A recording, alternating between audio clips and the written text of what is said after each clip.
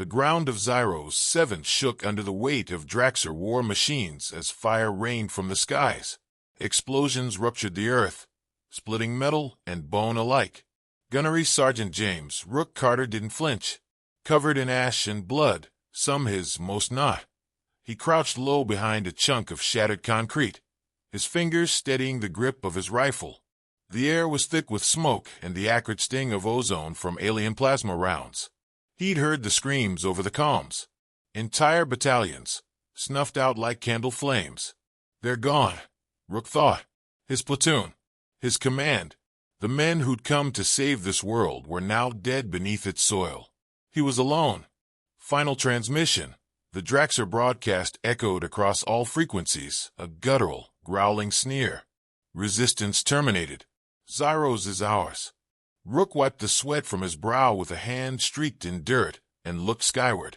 The Draxer ships hovered like gods of old mythology, massive and unfeeling, indifferent to the ruin below. The aliens had been conquering colonies for decades now, expanding their empire through brute force, enslaving or exterminating those in their path. Humanity, so full of fire and willpower, had fought back fiercely.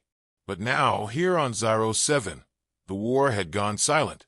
Rook gritted his teeth and checked the readout on his rifle. 17 rounds left.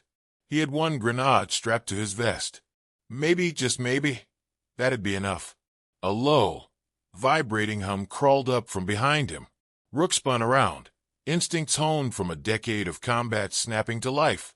A Draxer scout unit slithered over the rubble, a four-legged alien drone with insect-like appendages and a camera-like eye in its head.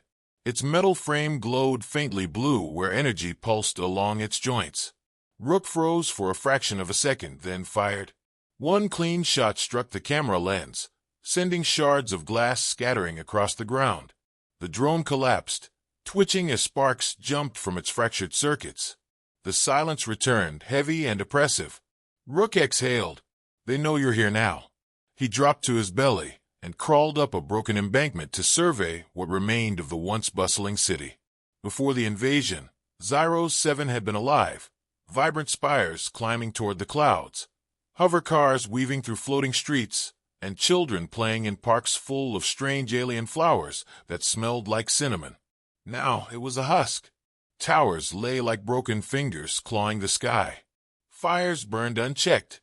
Between it all, Draxer patrols stalked in tight, methodical patterns, searching for survivors. Rook tightened his jaw and whispered under his breath, as though speaking aloud would break the thin line of his will. Move or die, Marine. He slid down the embankment, careful not to dislodge loose rock, and crept toward what was once the city's eastern transit station. If there was anywhere to regroup or find survivors, it would be the sprawling underground platforms below. The thick durasteel infrastructure might have survived the bombardment. He clung to the shadows, weaving between debris and avoiding Draxer patrols with the patience of a man who knew that one wrong step meant his end. Rook heard the enemy before he saw them. Heavy boots, guttural clicks and growls that sounded like snapping twigs. He pressed himself against the wall of a collapsed building and waited, his breathing shallow. 2 Draxer foot soldiers marched past, their forms looming like giants, 8 feet tall, hulking muscles beneath armor that pulsed with dark energy. Their elongated faces bore no expression, just black, empty eyes and rows of serrated teeth. You're not fighting them head-on, Rook reminded himself. Not yet. When they passed, he moved, silent, deliberate. His boots crunched on shattered glass, but the sound was drowned by distant artillery strikes echoing across the horizon. He slipped through the torn entrance of the transit station and descended into darkness. The platform reeked of smoke and death. A train car had derailed and burned, its twisted metal carcass casting long, skeletal shadows across the floor. Bodies littered the ground, some human, some alien, each a testament to the battle that had taken place here. Rook swallowed back the metallic tang of bile and pushed onward. A faint noise caught his attention. Shuffling. A voice, hoarse and faint. Rook's rifle snapped up as he turned a corner, only to find a wounded Marine propped against a support beam. The man's face was pale, and blood soaked his fatigues, but his eyes flickered open. "Sergeant Carter," the Marine rasped. "Yeah," Rook said, lowering the rifle. "Who's left?" The Marine shook his head weakly. "No one. I tried to radio command, but—" Rook crouched beside him. "Save your strength." He tore open a field dressing kit and wrapped it tight across the man's abdomen. "We're gonna get you out of here." The Marine laughed, the sound weak and bitter. "It's over, Sarge." Rook grabbed his shoulder, forcing the man to focus. "No, we're still breathing. That's enough for now." The Marine nodded faintly, his expression a mix of gratitude and resignation. Rook checked his watch. If he stayed here too long, they'd both die. He slung the Marine's arm over his shoulder and hoisted him to his feet. The man hissed in pain but didn't resist. "Come on," Rook grunted, guiding them both toward the tunnel exit. "We're not dying down here." Halfway up the staircase, the world erupted. A screeching blast shattered the air as a Draxer Walker, a six-legged war machine the size of a tank, crashed through the ceiling, raining debris and dust in all directions. Its crimson sensor beams swept across the room, locking on to Rook's position. He barely shoved the wounded Marine to safety before plasma rounds hammered the staircase, blasting stone and steel apart. Rook's heart pounded. He could run, but that walker would hunt them both down. He reached for the grenade strapped to his vest and pulled the pin with his teeth. "Hey, ugly!" he shouted, stepping into the walker's line of sight. The machine paused, as if confused by the sheer audacity. Rook hurled the grenade with every ounce of strength he had. It bounced once, twice, before sliding beneath the walker's armored belly. Rook dove, shielding his head as the explosion erupted behind him. The shockwave hurled him forward, slamming him into a steel girder. He groaned, pain lancing up his ribs. When he forced himself to look back, the walker lay in a smoldering heap, its legs splayed like a crushed spider. Rook staggered to his feet and dragged the wounded Marine into the open air. The city sprawled before them, a graveyard illuminated by distant fires. Draxer ships still hovered in the darkened sky, unchallenged and invincible. For now. The Marine coughed weakly. How the hell are we supposed to win this?" Rook stared at the enemy fleet, his eyes cold and hard. "One fight at a time," he said.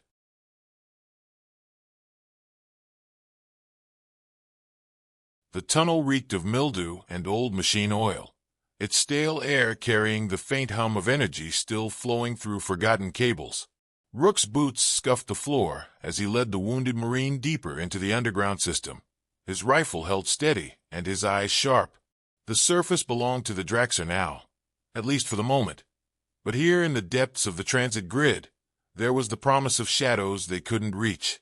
Or so he hoped. Rook paused at an intersection of tunnels, listening for the faintest sound of movement. Nothing yet. The Marine beside him sagged against his shoulder, barely conscious, his breath rattling like gravel in a tin can. Rook set him down gently against the wall and crouched. Blood was seeping through the field dressing. If they didn't find help soon, the man wouldn't make it. A voice, low and sharp, rang out behind him. "Don't move." Rook froze. His instincts told him to spin around and open fire. But something in the voice, something unmistakably human, stopped him. Slowly, he raised his hands, letting his rifle dangle from its sling. "You're a little late if you're looking to rob me," Rook said, his voice calm but edged. "Trust me, I've got nothing worth taking." Boots scuffed the concrete. Rook turned his head, just enough to glimpse the man who had spoken. He was tall and wiry, a grease-streaked combat vest strapped over civilian clothes that looked a size too big. In his hands was a modified plasma rifle, cobbled together with alien tech and human grit. The barrel didn't waver. "You military?" the man asked. "Gunnery Sergeant Carter, Marine Corps." Rook's voice carried a note of steel. "Now lower your weapon before you make me regret this conversation." The man hesitated, then let out a sharp whistle. Two more figures emerged from the shadows, a bulky, bald man who looked strong enough to bend rebar with his bare hands, and a younger soldier holding a battered sniper rifle, his face gaunt but alert. Their eyes flicked to the wounded Marine slumped against the wall, then back to Rook. "You alone?" the wiry man asked. "Not anymore, looks like," Rook said, rising to his feet. "Who's asking?" "Lieutenant Marcus Holt," the man replied, lowering his rifle with visible reluctance. "Combat engineer. Or at least, I used to be before everything went to hell." The big guy, his head slick with sweat, grunted, stepping closer. "Ox," he said simply, his voice as deep as a drumbeat. He looked Rook up and down, clearly sizing him up. "I fix things. Break him, too, if needed." The sniper spoke last, chewing on a toothpick he'd pulled from somewhere. "Reynolds, I shoot stuff." His lip curled into something that wasn't quite a smile.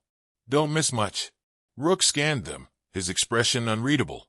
They looked like hell, malnourished, sleepless, and filthy. But there was something behind their eyes. Something he hadn't seen in weeks. "Fight. You've been down here the whole time?" Rook asked. Holt nodded. "Since the invasion. We were caught in the first wave. My unit was blown apart, but some of us made it underground. Stumbled onto this transit grid while the city was getting leveled. Figured the Draxer wouldn't care what was down here. They're arrogant like that. And you've been playing possum ever since?" Rook asked, his tone sharp. Holt's eyes flashed with irritation. "No. We've been surviving. Fixing equipment, scavenging food from supply caches, taking out small patrols, where we can. You think you're the first soldier they left behind." He gestured to Rook. "We've seen your kind before. They all tried to go out guns blazing. Didn't work." Rook stared at him for a long moment. Then he shook his head. "They weren't me." He turned his back on Holt and knelt beside the wounded Marine, tightening the bandages with practiced hands. The others watched in silence. Finally, Holt spoke again, softer this time. "What's your plan, Sergeant?" Rook stood, his rifle back in his hands. "I'm gonna fight." Holt snorted. "By yourself?" Rook looked at him hard, his voice like gravel. "You've been hiding, Lieutenant. I get it. You were outnumbered, outgunned. But the Draxer think we're finished because we haven't shown them anything to be afraid of. That changes now." Ox crossed his arms. "You think you can take on their patrols by yourself and win?" "I don't plan on doing anything by myself," Rook shot back. "I plan on teaching you how to fight." The room went quiet. Holt looked at Rook, his face unreadable, then down at the wounded Marine slumped against the wall. Finally he spoke. "What makes you think we can do this? That we won't end up like the rest?" "Because," Rook said, his voice steady and sharp, "humans adapt. We improvise. And when you back us into a corner, we don't just fight back. We make sure you regret it." Holt stared at him for a long moment, then exchanged a look with Ox and Reynolds. Something shifted. Rook could see it. The flicker of resolve in their expressions. The hint of belief they thought they'd lost. Holt exhaled sharply and slung his modified rifle over his shoulder. "Fine. We'll play your game, Sergeant. But we're gonna need firepower, and I don't mean the kind you pull out of a scrap heap." Ox cracked his knuckles. "Leave the tools to me. Give me some time, and I'll make something that'll ruin their day." Reynolds grinned faintly, adjusting the strap on his sniper rifle. "And if Ox makes it, I'll hit it." Holt nodded. "We've got some half-working drones tucked away, along with salvaged Draxer batteries. If you're serious about this, we'll need to hit one of their supply convoys. Risky, but it might give us what we need. Then that's where we start," Rook said. The decision had been made. The wounded Marine groaned softly, his breathing shallow but steady. Rook turned to Reynolds. "Find a spot to hunker down with him. Keep him safe." Reynolds tipped his head lazily. "I'll keep him breathing, don't worry." Holt gave Rook a small, grudging nod of respect.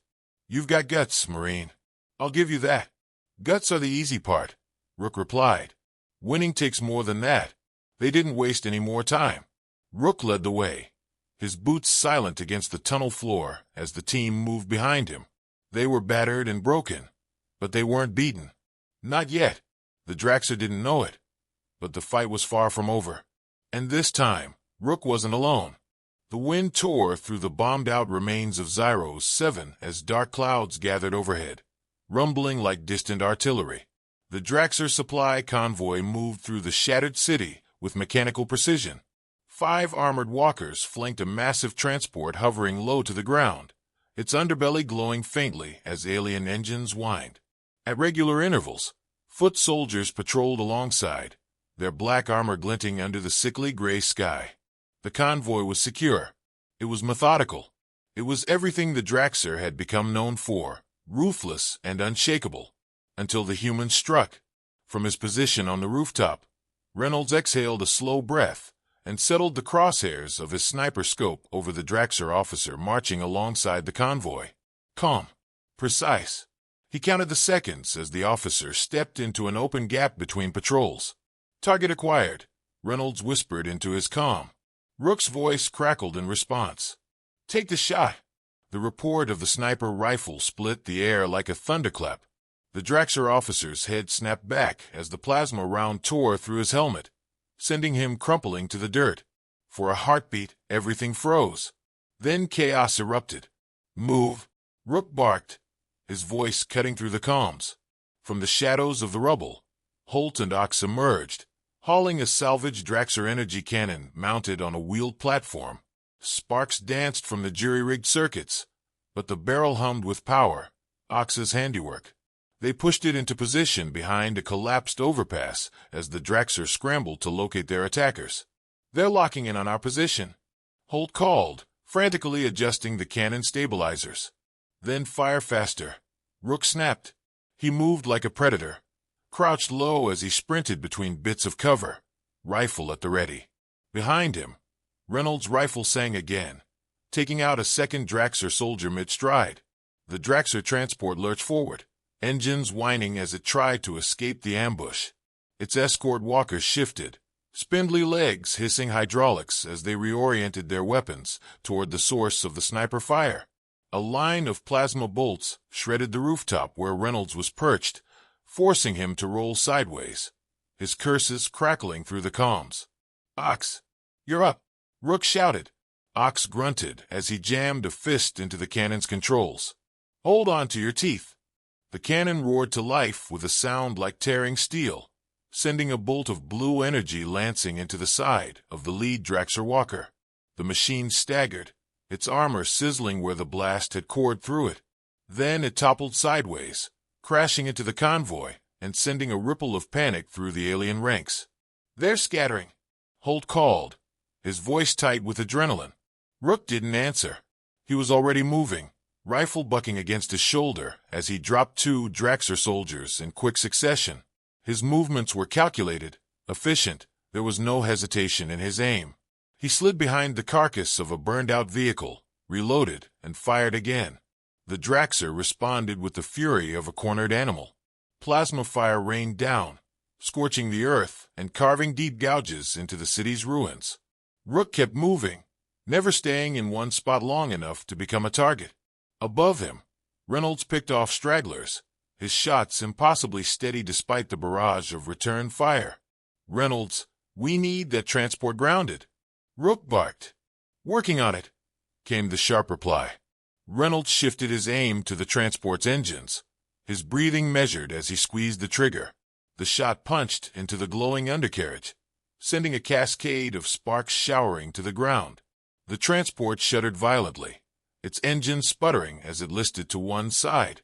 It's coming down, Reynolds shouted. The massive vehicle crashed into the ground in a plume of dust and smoke, its alien engines coughing out one last wail before falling silent. The surviving Draxer regrouped, forming a defensive line around the downed transport as they fired wildly into the ruins. Time to end this, Rook growled. Holt, Ox, cover me. Reynolds, keep them pinned. Before anyone could argue, Rook was moving again. He broke into a sprint, weaving through the wreckage as plasma fire streaked past him, leaving the air sizzling in its wake. Holt and Ox unleashed another blast from the cannon, vaporizing a chunk of the Draxer line and forcing the others into retreat. Reynolds picked off anyone who dared peek out from cover. Rook didn't slow. His boots pounded the cracked earth, rifle in hand as he charged the defensive line. The Draxer faltered, their cohesion breaking in the face of the human's sheer audacity. By the time they realized he was upon them, it was too late. Rook's rifle snapped up, and he fired point-blank into the nearest soldier, then swung the stock of his weapon into another's face with a crack that sent the alien sprawling. He grabbed a plasma grenade off the body, primed it, and hurled it into the heart of their formation. The explosion sent bodies flying. Rook pressed forward, rifle blazing, every shot finding its mark. The Draxer fought back, but they were unprepared for this. Unprepared for humans who didn't break, who didn't fear them. Rook moved like a force of nature, a storm of flesh and steel, until the last of the aliens fell at his feet. Behind him, Holt and Ox rushed forward, weapons ready, while Reynolds descended from his perch. Smoke curled from the wreckage, and the only sounds were the crackle of fire and the faint hum of the downed transport. Rook lowered his rifle and surveyed the field. They had done it. Against every odd, against an enemy that believed them defeated, they had struck back and won. Ox let out a low whistle, shaking his head as he nudged a Draxer corpse with his boot. "You weren't kidding, Sarge. We hit 'em so hard they didn't know which way was up." Holt wiped a hand across his face, smearing soot over his tired features. "This won't stop them. Not completely." Rook turned to face him, his expression grim but resolute. "No, but it's a start. The Draxer think we're weak, because we don't fight like them. They think we'll break. Today we proved otherwise." Reynolds slung his rifle over his shoulder and smirked faintly. "So what now, Sergeant?" Rook looked toward the horizon, where the dark silhouettes of Draxer warships loomed against the gray sky. "Now we show them what happens when you underestimate humanity. We hit them again and again, and again until they realize we're not just survivors. We're the reckoning they never saw coming." The others exchanged glances, their exhaustion momentarily forgotten. For the first time in weeks, they felt it, a glimmer of hope, fierce and unyielding. They weren't finished. Not by a long shot. Rook adjusted his grip on his rifle, his eyes never leaving the distant warships. "Let's get to work."